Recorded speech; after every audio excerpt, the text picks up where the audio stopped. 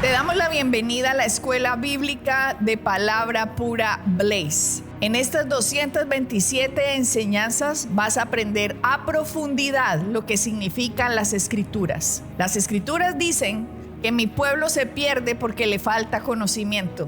Y eso es lo que queremos hacer por ti, que tengas el conocimiento necesario para que aprendas lo que Jesucristo ganó por ti y para ti en el sacrificio en la cruz del Calvario. Por eso, manos a la obra, empieza a estudiar, que estas 227 enseñanzas te abrirán como nunca las Escrituras para el beneficio de tu vida y tu familia. Bendiciones. Recuerda, Rafael, que estábamos hablando sobre la historia de Abraham en los programas pasados y quisimos retomar este tema, como guiarlo también por esas historias acerca de cómo nosotros percibimos a Dios de acuerdo a lo que las películas nos mostraron o lo que nuestros maestros nos enseñaron cuando éramos pequeños, o la familia o la cultura donde vivíamos, porque nosotros nos relacionamos con Dios de acuerdo a la percepción que hubiéramos tenido en el ambiente en que crecimos. Exactamente, sí. Entonces, si uno le pregunta ahora, por ejemplo, a la gente, ¿usted cómo se imagina a Dios? Hagamos una pregunta a los oyentes y imagínenselo ahora, ¿cómo es Él? ¿Cómo lo ven? La gente dirá, pues, no sé qué se estarán imaginando nuestros oyentes en este momento, pero muchos de pronto estarán imaginándoselo ya un hombre anciano, como un poco arrugado, con una barba larga y blanca, ¿cierto? Ya muy entrado en años. ¿Por qué? Porque así nos lo mostraron las películas. Entonces, así percibimos nosotros a Dios. Pero a lo mejor será el shock para muchos que Dios no es viejo. ¿Por qué? Porque crecer con vejez, esa vejez que acaba la gente, eso no era parte del plan de Dios. Eso fue por la caída de Adán, claro. Que el ser humano empezó a degenerarse a medida que iban pasando los años hasta que se consumía. Entonces, pero Dios no es así. Dios es joven, sí, para siempre y por siempre.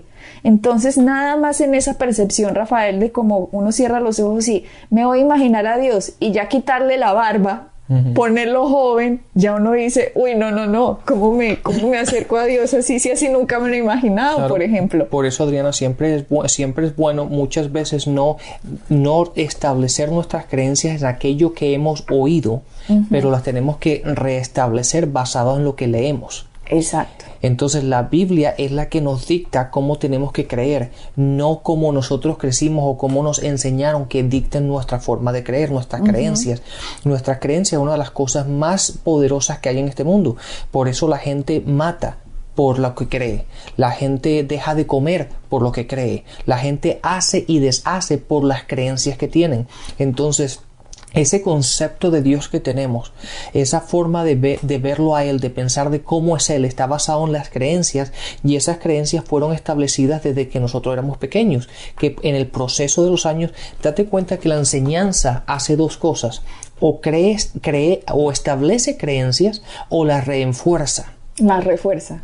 Exacto, las refuerza. Entonces, si tú no tienes creencias en cualquier punto de vista, en cualquier tópico, y yo te enseño a ti, yo lo que estoy haciendo es creando en ti una creencia. Ahora, si esa creencia ya tú la tienes, yo lo que hago es reestablecer o reforzar aquello que ya tú conoces. Y es lo que pasa muchas veces con la gente, que han establecido sus creencias de pequeño, desde el punto de vista por las películas de Hollywood, como tú mencionaste, algún profesor en el colegio, los padres, la religión, lo que sea. Y en el proceso de los años han ido reforzando eso, pero no basado en las Escrituras, basando en lo que el mundo ha determinado que Dios es, no bíblicamente. Entonces lo que tenemos que hacer es lo que dice Romanos capítulo 12. Tenemos que cambiar nuestra forma de pensar, tenemos que sacar aquello que no es bíblico y reemplazarlo con la palabra, y poner nuestra imagen de Dios no basada como el mundo nos decía que era, pero basada como lo vemos en las Escrituras. Y Rafael, si nosotros cogemos las Escrituras y hay temas que nosotros no entendemos, por ejemplo, hay muchas personas que no entienden que Jesucristo es lo real de las sombras que habían en el Antiguo Testamento. Mucha gente no lo sabe. Por eso, cuando estábamos hablando de Abraham, que dijimos que que la religión o las películas, o mucha gente nos decía, le decía a la gente, ¿cuál es tu Isaac? Sacrifícalo. Entonces la gente, ay, tengo que sacrificarlo porque Dios pide un sacrificio de mí, así como se lo pidió a Abraham. Entonces la gente, cuando no entiende que es una figura de Cristo lo que estaba pasando con Isaac, entonces empiezan a relacionarse con Dios de una forma sin el entendimiento de lo real que es Cristo. Se quedan con la sombra, se quedan con esas historias sin sacar de ellos la esencia o la representación de Cristo en esas historias. Y cuando uno se queda con la sombra, abrazar una sombra es imposible. Exactamente. Uno solo puede abrazar la persona. Yo no me puedo ir detrás tuyo, Rafael, veo una sombra y voy y le doy un abrazo a la sombra. No puedo. No, los abrazos siempre me los da a mi amor. Por eso, tengo es que alcanzarte a ti, abrazarte así, a ti, sentirte que es la verdad, tú eres la verdad. La sombra simplemente es una proyección de la verdad. Entonces, las historias en el Antiguo Testamento, sin sacarle lo real que es Cristo, se quedan sin la verdad. Claro, y de hecho el Nuevo Testamento habla de que el Antiguo Testamento, todas estas historias, todo eso fueron sombras de aquello que iba a venir. Entonces, lo que tenemos que tener en cuenta, y el problema que se encuentra la gente, es que leen esas historias y empiezan a actuar en ellas. El problema, y ahí está ahí donde se radica el problema.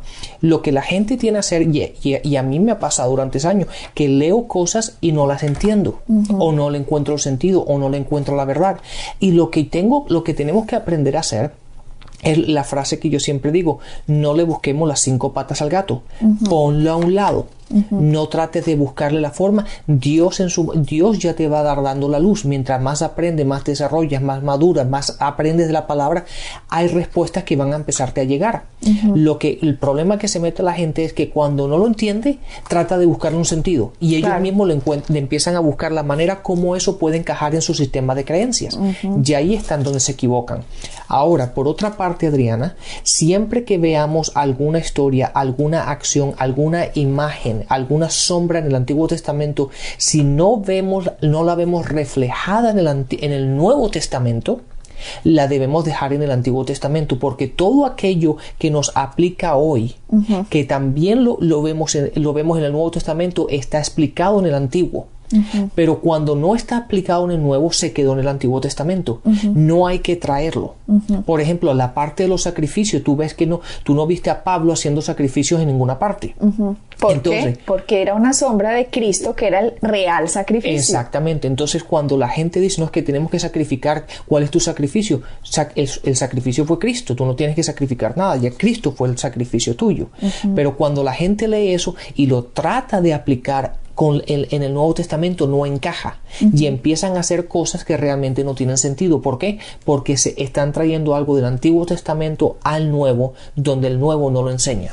En el Antiguo Testamento vimos muchas veces cómo Dios ejecutaba la justicia, ¿cierto? La justicia de Dios. Y aunque en realidad vemos estas historias así, el corazón de Dios es la misericordia. Obviamente aprendimos que en la cruz se ejecutó toda la justicia, todo el juicio. Todo el juicio de Dios por el hombre fue ejecutado en el hombre, pero en Cristo. Cayó en él. Cayó en Cristo para que la bendición nos pudiera alcanzar a nosotros. Claro. Entonces también en el Antiguo Testamento vemos cómo el corazón de Dios, la Biblia no dice que Dios es juicio. Esa podría ser una definición de Dios. Dios es juicio, pero no dice eso. En Primera de Juan dice Dios es amor. Esa es la definición que tienen de Dios, que da en Primera de Juan 4:8. Dios es amor. Y si miramos en Salmo 103 del 8 al 9, dice: misericordioso y clemente es Jehová, lento para la ira y grande en misericordia. No contenderá para siempre, ni para siempre guardará el enojo. Claro, en el Antiguo Testamento, como no había sido juzgado el hombre, digámoslo así, el juicio venía de Dios para controlar lo que estaba pasando en esta tierra, pero al llegar Cristo, el juicio del hombre cae en Cristo. Cayó sobre él, exactamente. Ahora, es del hombre, ¿recibo lo que Cristo hizo por mí? Porque si yo muero sin recibir lo que Cristo hizo por mí, el juicio lo voy a recibir yo. Correctamente. Ya que alguien tiene que recibir el juicio. Si no lo recibo yo, es que alguien lo recibió por mí. Por lo tanto, tengo que recibir a Cristo. Sí, y déjame hacer un paréntesis. Y para la gente que es cristiana, ahí hay algo que es muy importante lo que tú acabas de decir.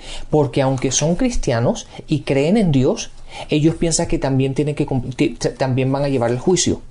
Y entonces no se dan cuenta, y en ese aspecto es donde ellos están invalidando lo que Cristo hizo en la cruz, porque piensan que ellos también tienen que llevar el juicio. Por lo tanto, la razón por la cual vino Cristo a este mundo la invalidan, la anulan. Y date cuenta que la palabra dice que por este propósito vino el Hijo del Hombre, y Jesucristo simplemente vino con un propósito, y el propósito fue para ir a la cruz. Y Rafael, como nosotros veamos a Dios, va a afectar nuestra fe y la forma en cómo recibimos de Él. Exacto, y cómo nos acercamos a Él, obviamente. Y esto, como nosotros veamos a Dios, es de acuerdo a las creencias, como tú decías, que es la cosa más poderosa sobre la tierra, una creencia, porque con ella es manejado el hombre, se direcciona el hombre, vive el hombre, respira el hombre. Por las creencias, como tú decías, el hombre vive. Sí.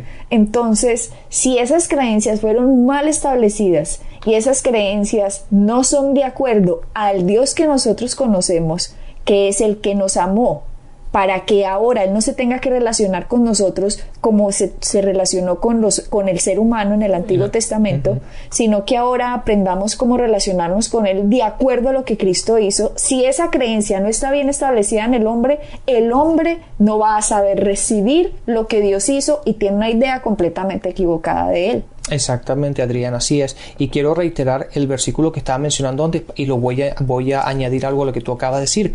Pero en Primera de Juan 3:8 dice, el que practica el pecado es del diablo, porque el diablo peca después del principio. Pero esta es la parte del versículo que quiero llegar a la que estaba explicando. Para esto apareció el Hijo de Dios, para deshacer las obras del diablo. Entonces, ¿qué obras del diablo? ¿Quién le dio el poder al diablo? El hombre. El hombre. Y obviamente Adán fue el que le dio el poder o transmitió el poder al diablo, ¿correcto? Y Jesucristo vino con ese propósito. A deshacer. ¿Y cuál era la única herramienta o qué es lo que tenía que hacer Jesucristo para poder tomar lo que Adán le entregó? Pagar por lo que el hombre hizo. ¿Y cómo lo hizo? Yendo a la cruz. Exactamente, por eso dije antes que la única razón por la cual Jesús vino fue para ir a la cruz. Entonces, Rafael, recuerdo todo esto y hablamos de lo de Abraham y damos todo este preámbulo, porque también pasa lo mismo con las historias que uno escuchaba de Moisés. Yo recuerdo que me decían, hace cuando era pequeña, y me decían, miren que Moisés se enojó. Y como Moisés se enojó, Dios no lo dejó entrar a la tierra prometida. Si ustedes recuerdan, en la historia de Moisés, Moisés tenía la tarea de llevar al pueblo de Israel desde Egipto a la tierra prometida, ¿cierto? Y Moisés no pudo entrar a la tierra prometida porque había golpeado una roca. No sé si recuerdan la historia, si alguna vez la han oído, vieron la representación o lo leyeron alguna vez en la Biblia. Pero a mí lo que me explica la religión es, como Moisés se enojó, mire, si usted se enoja, vea lo que le pasa. Usted no puede recibir de Dios si usted se enoja. Entonces le ponen el peso como a uno. Entonces, cada vez que uno se está comportando bien, entonces uno cree, bueno, ahora sí puedo recibir de Dios, no me estoy enojando, me estoy comportando muy bien, estoy haciendo todo perfecto. Dios, ahora sí me merezco, ¿cierto? Sí. Que me bendigas. Pero cuando uno se enoja o algo sucede o actúa en ira, ay no, ya Dios no me va a dar lo que yo estaba pidiendo porque me enojé. Y esa es una trampa del diablo. Cuando uno desconoce las escrituras, Rafael, el diablo utiliza esas frasecitas que a uno le dijeron o en el desconocimiento que uno tiene de qué fue lo que pasó con Moisés para que en la vida de uno no reciba. Claro, y eso mismo pasó en el libro de Génesis, en el libro de los principios. Satanás simplemente cambió un par de palabras para confundir y cambiar todo lo que le estaba hablando con Eva.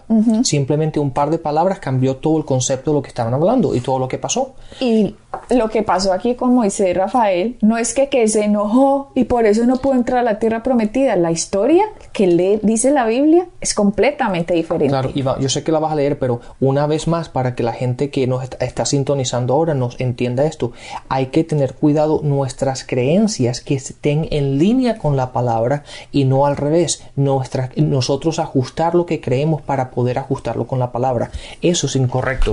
Entonces el concepto ese que tú dices es verdad. Mucha gente piensa que si Dios está molesto conmigo y yo estoy molesto, entonces no voy a empezar a recibir. Y entonces te mencionan, mira, ¿te acuerdas lo que pasó con Moisés? Que Dios no le dejó. Pero eso está equivocado. Al no entender y no saber lo que pasó realmente directamente en la palabra, crean unas creencias en las cuales les afectan el resto de su vida y están totalmente equivocados. Y por eso no pueden recibir de Dios. ¿Por qué? Porque mientras haya algo que está bloqueando la creencia, la fe no puede recibir lo que la gracia ha hecho. Exactamente. Y ese es el propósito de Satanás, engañar a la gente con estas, que uno diría, esa minucia, que un enojo, el enojo de Moisés, con esa minucia, la gente que no entiende lo que pasó con Moisés, la gente que no entiende lo que pasó con Abraham, asimismo empiezan a relacionarse con Dios equivocadamente, después no reciben y le echan la culpa, es que Dios, no, es que Dios no, es la forma en que usted creyó, es la forma en que uno percibió. Es culpa de que uno no entendió. La palabra es muy clara que dice que el pueblo se pierde porque le faltó conocimiento, o sea que la carga cae en el conocimiento falso que uno ha adquirido por mucho tiempo y eso es lo que ha impedido una relación con Dios.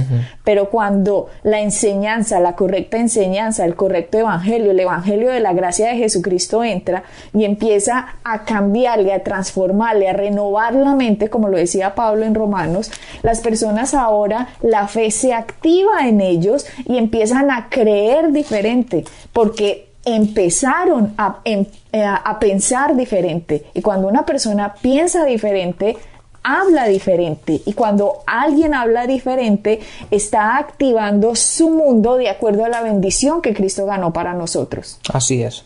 Bueno, Adriana, sin ir más adelante, vamos directamente a la historia. Bueno, no sé si nuestros oyentes recordarán, Moisés se le dieron 2 instrucciones. Y muchas personas dirán, ¿y qué tiene que ver eso con Cristo? Pues por eso les digo, todas las historias del Antiguo Testamento, si no entendemos y no vemos a Cristo reflejado en ellos, entonces no tenemos una claridad de qué fue lo que pasó. En Moisés también está Cristo representado en la historia que leemos en Éxodo 17. Vamos a Éxodo 17 y vamos a leer del 1 al 6. Y dice, ¿quieres leer, Rafael? No, Adrián, sí. Me mandaron, ahora que digo esto, me mandaron un email diciéndome que te lo mandara a ti.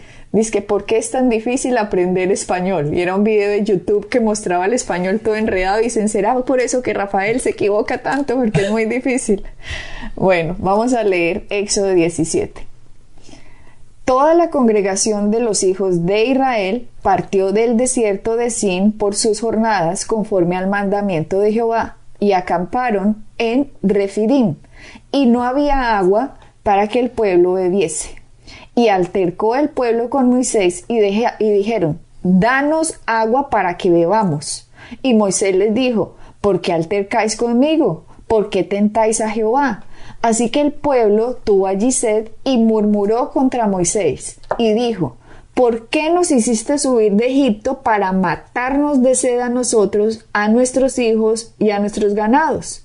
Entonces clamó Moisés a Jehová diciendo, ¿qué haré con este pueblo? De aquí a un poco me apedrean. Y Jehová dijo a Moisés, pasa adelante del pueblo y toma contigo de los ancianos de Israel y toma también en tu mano tu vara con que golpeaste el río y ve. He aquí que yo estaré delante de ti allí sobre la peña en Horeb y golpearás la peña y saldrá de ella aguas, y beberá el pueblo. Y Moisés lo hizo así en presencia de los ancianos de Israel. Bueno, esta es la historia. Ese pasaje tiene mucha enseñanza en ella. Que sí que, Rafael, cada vez que leía un versículo yo era, ay, y acá podemos parar y decir lo siguiente, pero acá vemos es la figura, primero, de un pueblo saliendo de Egipto. El pueblo tenía sed y empezó a murmurar en contra de Moisés diciendo, ay, usted, ¿para qué nos trajo de aquí, de Egipto? Vea, no ve que nos estamos muriendo de sed. Por poco lo apedrean, ya lo iban a matar. Ok, un paréntesis aquí. Date cuenta que esta gente observó todos los milagros que Dios hizo cuando estaban en Egipto. Ahora, Dios de una manera sobrenatural los pasa. Y de hecho atraviesan todo lo que atravesaron, han ido a todo, han visto cómo Dios los ha ayudado y cómo Dios los ha levantado y cómo Dios los ha provisto por ellos diariamente. Ahora llegan a este sitio, tienen un poco de sed y entonces ahora Dios los hizo todo eso para matarlos aquí. Sí. ¿Me entiendes? Tiene lógica. O sea, es lo mismo que le pasa a la gente. La gente ha conocido que Dios les ha provisto casa, les ha provisto autos, han comido, Dios les ha dado trabajo, Dios les ha abierto puertas, y de repente llega un momento en que necesitan algo o no ven la luz de algo y entonces ya Dios no los quiere. Dios me trajo aquí para matarme. Sí, por eso es tan importante, y la palabra, un día de esto a lo mejor tenemos que enseñar sobre esto, el recordar lo que Dios ha hecho. Por eso la palabra siempre habla y hace mucho énfasis en siempre meditar en la palabra, el recordar aquello que Dios ha hecho. ¿Por qué? Porque generalmente nos olvidamos, basado en la situación en la que estamos viendo nuestro presente, nos olvidamos de nuestro pasado. Esta gente, Rafael, estaba tan enojada que querían apedrear a Moisés. Y en cambio la respuesta de Moisés fue ir al Señor. Y esa sería tal vez una buena enseñanza, porque la respuesta de Moisés fue, Señor. ¿Ya? Cuando la gente le quiso hacer algo, Moisés se volvió a Dios y buscó ayuda en Dios. Y eso es lo mejor que podríamos hacer cualquier persona cuando estemos en una situación que no sepamos qué hacer. Señor, ¿qué hago? ¿Cómo hago esto? Dame sabiduría. Busco tu dirección.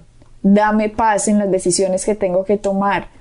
Dame tranquilidad, direccióname, Espíritu Santo. Esa es la respuesta que debemos hacer, que debemos tomar. Y esta fue la respuesta que tomó Moisés en Éxodo 17:7, en Éxodo 17:4.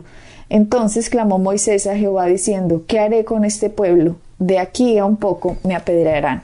Esta historia, Rafael, cuando uno la lee así, uno piensa, ve, eso como tan fantástico, ¿cierto? Una roca, la gente tiene sed, entonces van a matar a Moisés, Moisés ora a Dios y Dios le dice, golpea, coge tu vara y golpea la roca. Y de la roca te va a salir agua. Cuando yo leía su pequeñita, yo decía, ay, esto sí es muy chévere, porque eso me parecían como historias fantásticas, pero yo no entendía que la roca era Cristo, una representación en el Antiguo Testamento de quién es Cristo. Si a mí me hubieran explicado esto, yo hubiera podido de pronto entender o leer la Biblia desde otra perspectiva cuando leía la historia del Antiguo Testamento, porque leerla así simplemente me daba como, uy, qué historia tan asombrosa, como tan chévere, como no, pues Ali Baba y los 40 ladrones, uno veía eso como tan fantástico. Pero cuando vamos a ver lo real en las sombras del Antiguo Testamento, decimos, qué impresionante lo que estaba pasando aquí. Era un ejemplo del Cristo en lo que iba a pasar hace 2000 años en la cruz. Jesucristo era esa roca. Claro, y eso, Adriana, eso que tú acabas de decir es correcto, y eso lo vemos en Primera de Corintios capítulo 10, en el versículo 4, dice, y todos bebieron la misma bebida espiritual, porque bebían de la roca espiritual que los seguía, y la roca era Cristo. Imagínate cómo algo escrito en Éxodo 17 está unido a Primera de Corintios, capítulo 10, versículo 4. Capítulo 10, versículo 4. Pablo nos está diciendo, la roca en el Antiguo Testamento que Moisés estaba hablando y que Dios le dijo, golpéela, era Cristo, la representación de Cristo. Y esto nos enseña una verdad muy importante, Adriana. La Biblia se explica a sí misma. ¿Me entiendes? Entonces, por eso le dije antes, si no entiendes algo, si no has recibido la luz de algo, no te pongas a inventar y buscarle a ver cómo le encuentra el sentido. Ponlo a un lado y mientras más creces, más te desarrollas, más maduras en la palabra, más entiendes, la respuesta la vas a encontrar en la misma Biblia. Vamos a seguir explicando esto porque la gente debe haber quedado, ¿qué? ¿Y eso qué significa? En nuestro próximo programa lo vamos a enseñar. Bueno, Adriana, hemos llegado al final de así que bendiciones y hasta la próxima. Bendiciones. Para encontrar más información acerca de nuestro ministerio, visita nuestra página web www.iglesiapalabrapura.com y visita nuestras redes sociales, Facebook, Instagram y YouTube.